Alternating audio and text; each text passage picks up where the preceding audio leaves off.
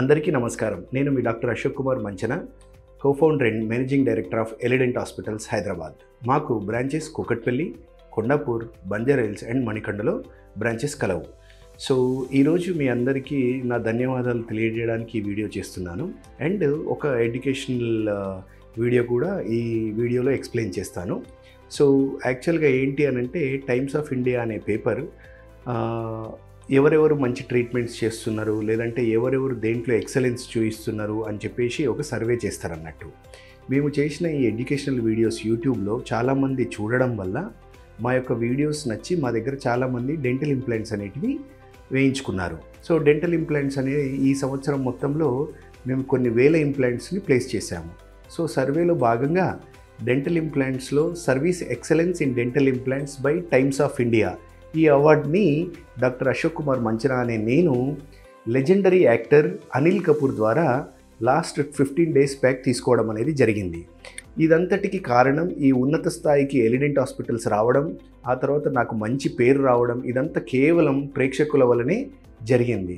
Thank you so much for everything.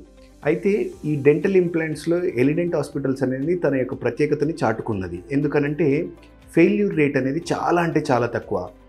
మా దగ్గర 98% of the success rate అనేది dental ఇంప్లాంట్స్లో జరిగింది.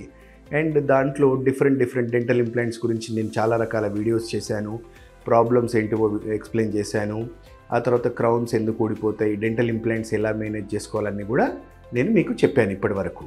సో ఈరోజు చెప్పే చిన్న టాపిక్ ఏంటి అని అంటే, ఫర్ ఎగ్జాంపుల్ డెంటల్ ఇంప్లాంట్ని మనం ఎముక భాగంలో 70% ఉంటుంది, ఆ తర్వాత క్రౌన్ అనేది 30% ఉంటుంది.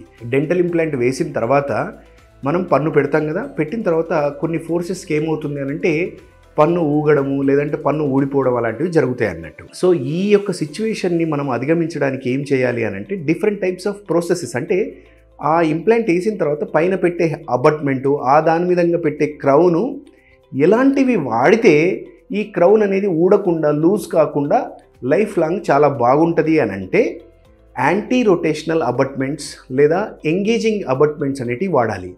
యాంటీ రొటేషనల్ ఏంటి అని అంటే, ఫర్ ఎగ్జాంపుల్ ఇంప్లాంట్ పెట్టిన తర్వాత దానిపైన ఎంగేజింగ్ అబట్మెంట్ అంటే 4 హెక్స్ ఉందనుకోండి, ఆ హెక్స్ లోపలికి ఈ హెక్స్ ప్రాపర్గా కూర్చుంటుంది, స్క్రూ లేకుండా కూడా చాలా టైట్గా ఉండాలన్నట్టు. ఆ తర్వాత స్క్రూ కూడా పెట్టిన తర్వాత ఇంకా టైట్గా ఉంటుంది. సో ఎన్ని ఫోర్సెస్ వాడినా కూడా ఆ క్రౌన్ అనేది జరగదన్నట్టు. సో మన ఎలిడెంట్ హాస్పిటల్స్ నందు యాంటీ రొటేషనల్ ఎంగేజింగ్ అబట్మెంట్స్ వాడి క్రౌన్స్ అనేది ప్లేస్ చేస్తారు. ప్లస్ మనం ఎక్కువగా కూడా జర్కోనియం స్క్రూ రిటైన్ టీత్ అనేది వాడతాం. కాబట్టి పేషెంట్కి life time warranty on dental implants ఉంటుంది. 10 to 15 years on zirconium screw retain teeth మీద అనేది ఉంటుంది. సో మేము ఎలిడెంట్ హాస్పిటల్ నందు anti rotational engaging అబట్మెంట్స్ for dental implants use చేయడం వల్ల టీత్ అనేది ఎక్కువగా ఊగకుండా చాలా కాలం అనేది మన్నికగా వస్తుంది. సో ఒకవేళ ఈ వీడియో మీకు నచ్చినట్లయితే లైక్ చేయండి, షేర్ చేయండి, సబ్స్క్రైబ్ చేయండి. Thank you. Me doctor Ashok Kumar Manchana, Elident hospitals, Hyderabad.